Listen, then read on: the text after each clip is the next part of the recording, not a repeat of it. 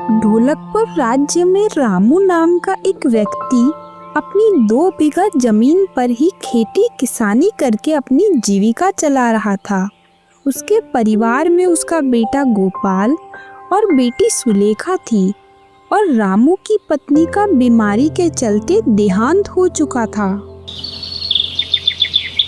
अरे भाई रामू, कब तक तुम अकेले ही अपने दोनों बच्चों की जिम्मेदारी उठाते रहोगे?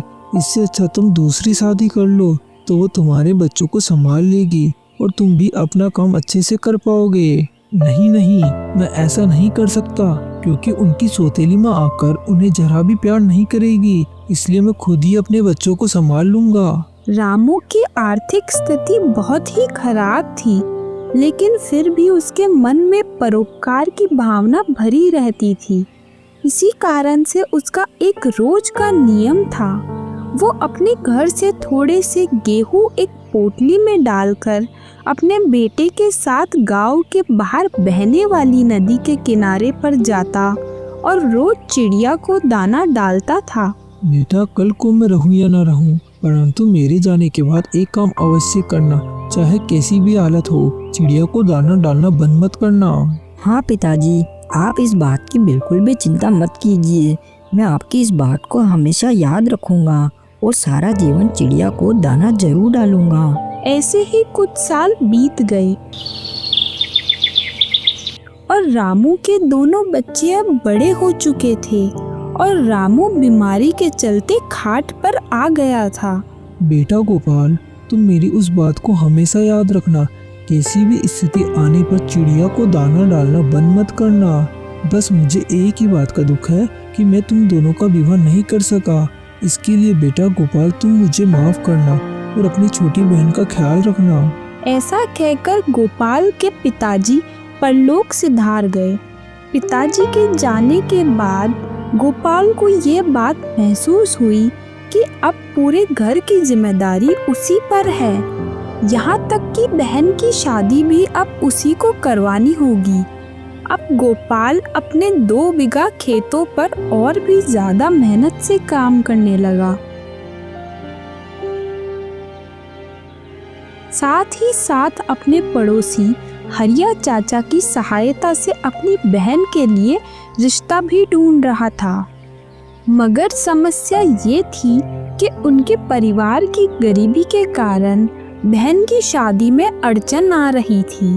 वर पक्ष के लोग लड़की की शादी में अच्छा खासा दान दहेज मांगते थे, परंतु गोपाल की हैसियत ऐसी न थी कि वो दहेज की मांग को पूरा कर सके। इस वजह से गोपाल निराश होकर अपने घर लौट जाता।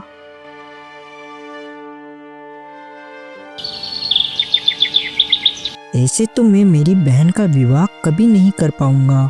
क्यों ना मैं अपनी 2 बीघा जमीन को जमींदार जी के पास गिरवी रख दूं, तभी दहेज की व्यवस्था हो पाएगी। और वैसे भी मेरे पास इसके अलावा और कोई चारा नहीं है। ऐसा सोचकर गोपाल सीधा जमींदार के पास चला गया। जमींदार जी, मुझे धन की आवश्यकता है। जैसा कि आप जानते ही हैं, मैं अपनी बहन की शादी करना चाहता हूँ और उसकी शादी के लिए मुझे धन चाहिए। मैं चाहता हूँ कि आप मेरे खेत अपने पास गिरवी रखें और मुझे कुछ पैसा उधार दे दें। अरे गोपाल, तुम्हारे पास खेत है ही कितना? सिर्फ 2 बीघा, और 2 बीघा जमीन के बदले मैं तुम्हें कितना धन दे पाऊंगा? मुझे नहीं लगता कि वो धन तुम्हारी बहन की शादी के लिए पर्याप्त होगा। ऐसा मत कीजिए जमींदार जी, मैं आपके पास बहुत उम्मीद लेकर आया हूँ। मुझ पर दया कीजिए और मेरे खेतों को गिरवी रख के मुझे इतना धन तो दे ही दीजिए, जिससे कि मैं अपनी बहन की शादी कर सकूं। ठीक है गोपाल, वैसे तो 2 बीघा खेत की कीमत कुछ ज्यादा नहीं बनती, लेकिन क्योंकि तुम्हारे पिता रामू से मेरी अच्छी जान पहचान थी, इसीलिए मैं तुम्हारे खेत को गिरवी रखकर तुम्हें 100 स्वर्ण मुद्राएं दे सकता हूँ। ठीक है जमींदार साहब, मुझे आपका ये प्रस्ताव मंजूर है। जमींदार ने 100 स्वर्ण मुद्राओं के बदले में गोपाल का खेत अपने पास गिरवी रख लिया।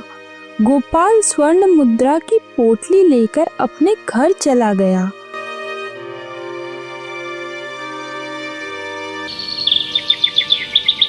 भैया, मैंने सुना है कि आपने मेरी शादी के लिए अपने 2 बीघा जमीन जमींदार के पास गिरवी रख दी। आपने ऐसा क्यों किया भैया? अरे सुलेखा, तुम उसकी चिंता मत करो। एक बार तुम्हारी शादी ठीक ठाक से हो जाए, उसके बाद मैं कड़ी मेहनत करके अपने खेत वापस छुड़वा लूंगा। तुम इस बात को लेकर बिल्कुल भी परेशान मत हो। इसके बाद गोपाल ने कुछ ही दिनों में एक अच्छा सा रिश्ता देखकर अपनी बहन सुलेखा का विवाह कर दिया। अब गोपाल बिल्कुल अकेला रह गया था। कुछ दिनों तक तो वो उदासी के कारण घर से बाहर ही नहीं निकला। एक दिन गोपाल के पड़ोसी हरिया चाचा उसके पास आए और बोले, अरे गोपाल, आखिर कब तक तुम इसी तरह घर के अंदर पड़े रहोगे? तुम जवान आदमी हो, मेहनत करो, कुछ काम धाम करो। हरिया चाचा, मैं अब क्या काम करूं? अपने खेतों में पहले ही जमींदार जी के पास गिरवे रख आया हूं। अब तो उस जमीन पर जमींदार जी के आदमी ही हल चला रहे होंगे। आप ही बताओ कि अब मैं क्या करूं? देखो बेटा, ऐसे हिम्मत नहीं हारते। अपनी जमीन ना सही, तुम दूसरों के खेतों में मजदूरी करो और जब तुम्हारे पास पैसे आ जाए तो तुम अपने खेत छुड़वा लेना। हरिया चाचा के समझाने पर गोपाल काम ढूंढने के लिए गांव में चला गया। दूसरों के खेतों में मजदूरी करके गोपाल अपना जीवन चलाने लगा। ऐसे ही कुछ महीने बीत गए। गोपाल अकेले अपना जीवन नहीं जी पाएगा, क्यों ना मैं अपने दोस्त रमेश की बेटी के साथ उसका विवाह करा दूं। ऐसा सोचकर हरिया चाचा गोपाल के पास गए। गोपाल को उन्होंने सारी बात समझा दी और कुछ ही दिनों में गोपाल का विवाह चमेली के साथ हो गया। शादी होने पर गोपाल बहुत खुश था। वो और कड़ी मेहनत से दूसरों के खेतों में काम करने लगा। ना जाने मेरी शादी तुम जैसे गरीब आदमी से कैसे हो गई। गोपाल बेचारा चुपचाप उसकी बातें सुन लेता, परंतु आज भी गोपाल को अपने पिता की कही हुई बात याद थी। वो रोज अपने घर से पोटली में दाना लेकर जाता और नदी के किनारे चिड़िया को डाल देता। फिर कुछ दिन बीतने पर चमेली बोलती है, देखो तो इस आदमी को, एक तो अपने घर में खाने के लाले पड़े हुए हैं, ऊपर से ये चिड़िया को दाना डालने से बाज नहीं आता। आखिर तुम्हें क्या मिलता है चिड़िया को खिलाकर? परंतु गोपाल अपनी पत्नी की बात को एक कान से सुनता और दूसरे कान से निकाल देता। एक दिन गोपाल को चिड़िया को दाना डालते समय अपने पिता की याद आ रही थी, तो उसकी आंखों से आंसू बहने लगे। तभी उसे एक आवाज आई, अरे क्या हुआ?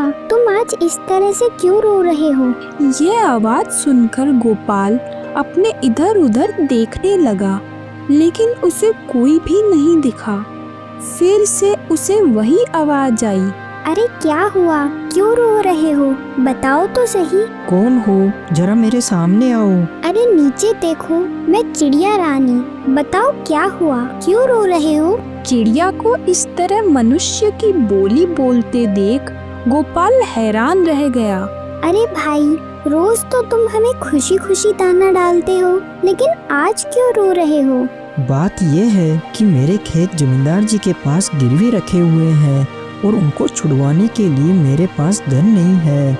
इसके अलावा लोगों के खेतों में काम करके भी मैं इतना धन नहीं कमा पाता कि अपने परिवार को ठीक से 2 वक्त का खाना खिला सकूं। बस इसी वजह से मेरा मन दुखी था।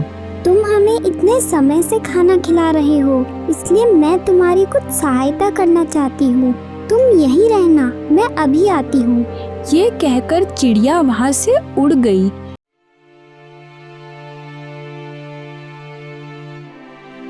कुछ ही देर में चिड़िया अपनी चोंच में एक मोती लेकर आई। गोपाल, तुम ये मोती रख लो। ये मोती एक बहुत ही कीमती मोती है।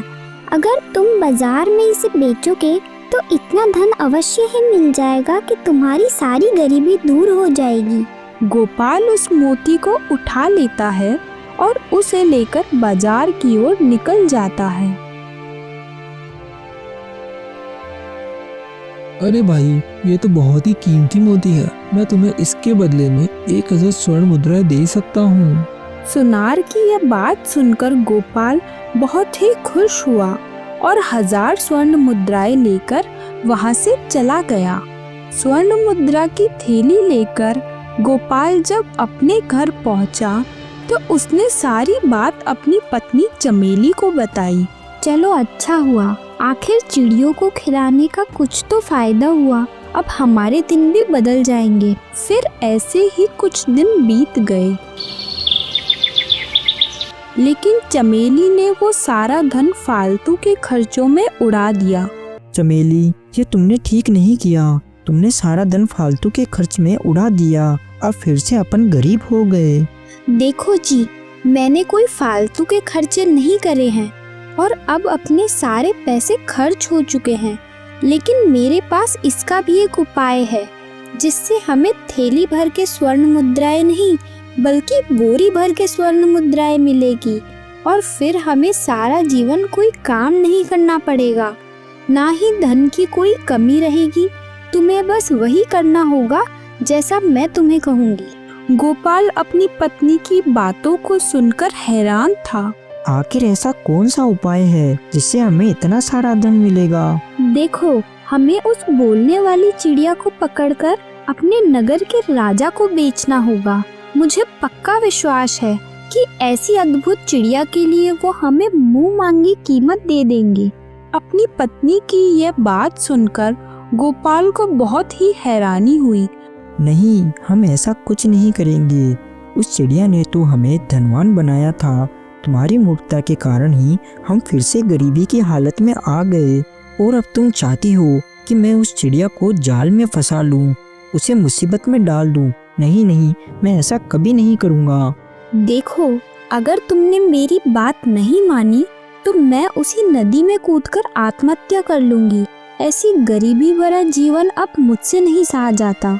इस तरह से वो गोपाल को डराने और धमकाने लगी। ठीक है, तुम ऐसे फालतू के काम मत करना। मैं उस चिड़िया को पकड़ लूंगा। फिर अगले दिन सुबह होने पर गोपाल और उसकी पत्नी चिड़िया को पकड़ने वाला जाल लेकर नदी के किनारे जा पहुँचे। फिर गोपाल दाना डालने लगा। थोड़ी ही देर में वो चिड़िया वहाँ आ गई। तभी चमेली ने जाल उस चिड़िया के ऊपर फेंक दिया। फिर दोनों पति पत्नी चिड़िया को लेकर अपने घर आ गए और उसे एक पिंजरे में बंद कर दिया। आप इस चिड़िया का ध्यान रखिए, मैं अभी थोड़ी देर में आती हूँ। ऐसा कहकर चमेली वहाँ से अपनी एक सहेली के पास गई, जो कि महल में दासी का काम करती थी। देखो सीमा, आज मैंने बहुत ही अद्भुत चिड़िया पकड़ी है। वो चिड़िया मनुष्य की बोली बोलती है और मैं उस चिड़िया को राजकुमारी को भेंट में देना चाहती हूँ। ठीक है, तो फिर तुम मेरे साथ चलो। फिर चमेली चिड़िया को लेकर दासी के साथ राजमहल चली गई। राजकुमारी जी, मैं आपको ये अद्भुत चिड़िया भेंट करना चाहती हूँ। चिड़िया को देखकर राजकुमारी कहने लगी, लेकिन ये तो एक साधारण सी चिड़िया है। आखिर इसमें ऐसी क्या खास बात है जो तुम मुझे इसे अद्भुत बता रही हो? राजकुमारी जी, ये चिड़िया अद्भुत इसलिए है क्योंकि ये चिड़िया मनुष्य की बोली बोलती है। अच्छा, अगर ऐसी बात है तो इस चिड़िया से कहो कि हमें भी कुछ बोल कर दिखाए। लेकिन चिड़िया ने एक शब्द भी नहीं कहा। वो बिल्कुल ही चुप रही। चिड़िया को चुप देखकर चमेली कुछ सोची। राजकुमारी जी, आप ऐसा कीजिए कि शाम के खाने में इस चिड़िया को ही पका लीजिए। चमेली की ये बात सुनते ही चिड़िया झट से बोलने लगी। नहीं नहीं राजकुमारी जी, आप मुझे अपना भोजन मत बनाइएगा। मुझ पर दया कीजिए। जब भी आप बोलोगी मैं आपको बोल कर दिखाऊंगी। चिड़िया को बोलता हुआ देख राजकुमारी बहुत खुश हुई। सचमुच ये तो एक अनमोल चिड़िया है, हमारे राजमहल की शोभा बढ़ाएगी। तुमने इसे हमारे पास लाकर बहुत ही अच्छा काम किया है। हम तुम्हें इसके बदले में इतना धन देंगे कि सारा जीवन तुम बैठकर खाओगी। राजकुमारी ने सैनिकों के साथ चमेली के घर स्वर्ण मुद्राओं की कुछ बोरियां भिजवा दी। पूरे राज्य में ये बात फैल चुकी थी। अरे भाई, तुम्हें पता है अपने राजा के पास उनके महल में एक ऐसी अनमोल चिड़िया है जो मनुष्य की बोली बोल सकती है। उधर गोपाल अपने इस काम के कारण बिल्कुल भी खुश नहीं था। मैंने उस चिड़िया के साथ बहुत ही गलत किया।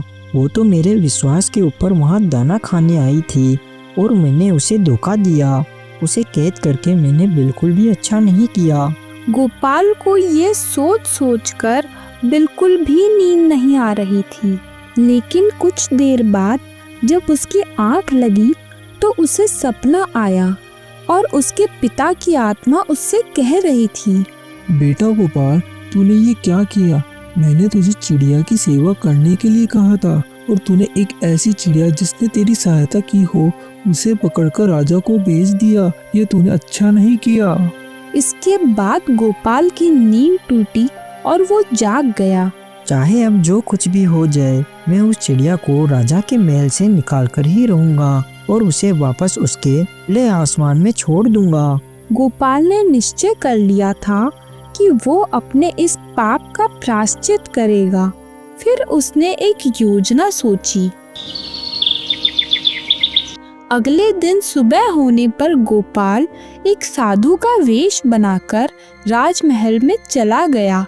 राजन, मैंने सुना है कि आपके महल में एक बोलने वाली चिड़िया है जो मनुष्य की बोली बोलती है। जी साधु बाबा, आपने बिल्कुल ठीक सुना है। वो अद्भुत चिड़िया मेरी ही महल में है। राजन, आप मेरी बात को ध्यान से सुनिए। मैं आपको एक सलाह देना चाहता हूँ। कहिए साधु महाराज, आप क्या कहना चाहते हैं? राजन, वो बोलने वाली चिड़िया आपके और आपके परिवार के लिए बहुत ही अशुभ है और उस मनुष्य चिड़िया की वजह से आपके परिवार पर कई तरह की मुसीबत आ सकती है। मेरी मानिए तो जल्द से जल्द उस चिड़िया को वापस उसी नदी के किनारे छोड़ आइए जहाँ से उसे पकड़ा गया था। परंतु साधु बाबा, भला एक चिड़िया हमारे लिए अशुभ कैसे हो सकती है? मुझे नहीं लगता कि मुझे उस चिड़िया से कोई खतरा है। राजन, मेरा काम आपको सावधान करना था, सो मैंने कर दिया। आगे आप जाने और आपका काम। इतना कहकर साधु के रूप में आया हुआ गोपाल वहां से चला गया।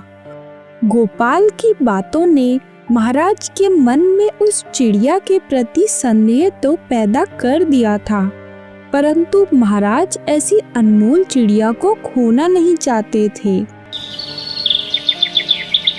अब गोपाल ने दूसरी चाल चली।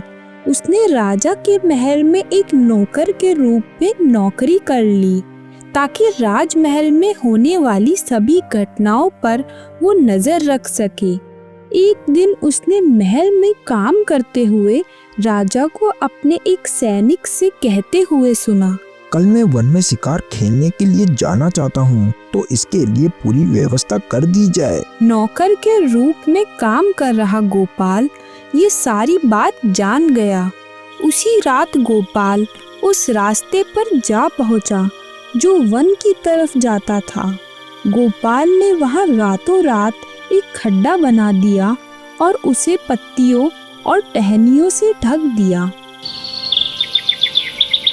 अगले दिन राजा उसी रास्ते से जंगल में शिकार खेलने के लिए चल पड़ा। जैसे ही राजा का घोड़ा उस जगह पर पहुंचा तो राजा घोड़े समेत उस खड्डे में जा गिरा, जिसकी वजह से उसे काफी चोट आई। राजा का सैनिक जो उसके पीछे पीछे आ रहा था, उसने जख्मी राजा को खड्डे से बाहर निकाला और महल में ले गया। राजा की ऐसी हालत देखकर राजकुमारी बहुत ही चिंतित हुई।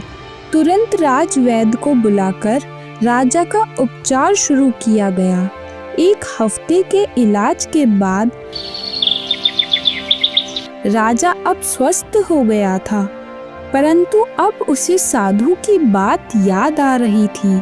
मुझे ऐसा क्यों लग रहा है कि कहीं ना कहीं उस साधु की बात सच है। पिताजी, हमने आपके जल्दी ही स्वस्थ होने के लिए भगवान की पूजा की थी, तो हम अभी भगवान को प्रसाद चढ़ाकर आते हैं। यदि आपकी आज्ञा हो तो मैं भगवान शिव जी के मंदिर में चली जाऊं। ठीक है बेटा, हम दोनों साथ चलते हैं। नौकर के रूप में महल में काम कर रहे गोपाल ने राजा की यह सारी बात सुन ली। फिर उसी दिन रात होने पर गोपाल ने रथ के पहिए को ढीला कर दिया ताकि रास्ते में पहिया खुल जाए। फिर अगले दिन सुबह होने पर राजा और राजकुमारी शिवजी के मंदिर के दर्शन के लिए निकल गए। थोड़ा दूर चलने पर ही उनके रथ का पहिया खुल गया और वो दोनों जमीन पर आ गिरे। इस घटना से राजा को साधु की कही हुई बात सच लगने लगी। हो ना हो, ये सभी दुर्घटनाएं इसी मनुष्य चिड़िया की वजह से हो रही है। उन साधु बाबा की कही हुई बातें बिल्कुल ठीक थी। ये चिड़िया मेरे परिवार के लिए बहुत ही अशुभ है। इस चिड़िया को उस नदी के किनारे छोड़ आओ जहाँ से इसे लाया गया था। सैनिक तुरंत चिड़िया को लेकर नदी किनारे चला गया और उसे आजाद कर दिया। गोपाल भी खुश था कि उसकी योजना सफल रही। तभी वो चिड़िया उड़कर गोपाल के पास आई। गोपाल, मैं जानती हूँ कि तुमने ही राजा के महल से मुझे आजाद करवाया है, परंतु मैं ये भी नहीं भूल सकती कि तुम ही वो आदमी हो जिसके कारण मुझे राजा के यहाँ पर कैद में रहना पड़ा था। इसलिए आज के बाद मैं तुम्हें फिर कभी नहीं मिलूंगी। इतना कहकर वो चिड़िया वहाँ से उड़ गई। गोपाल को इस बात का दुख था कि वो चिड़िया उसे दोबारा कभी नहीं मिलेगी, परंतु उसे इस बात की खुशी भी थी कि उसने चिड़िया को राजा की कैद से आजाद करवा दिया।